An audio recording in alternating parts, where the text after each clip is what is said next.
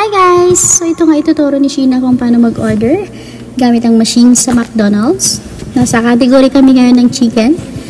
Chicken kasi yung in-order namin and nagsalit kami ng drinks. Ayan, click regular lang. And no thanks, no add-ons. Ayan. And madali itong gamitin kasi i-click mo lang kung ilan yung o-orderin mo. Ayan, o diba, pinipindot mo lang ganyan.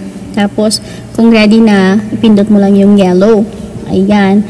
So, ayan nga yung item added sa bag na kino-confirm niya kung ano pa bang gusto mo. Kung pwede ka pang pumili, o, diba?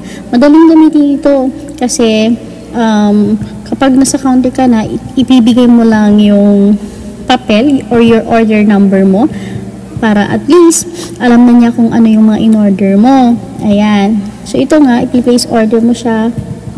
How would you like to get your order? Ayan. Hindi dyan, Sheena.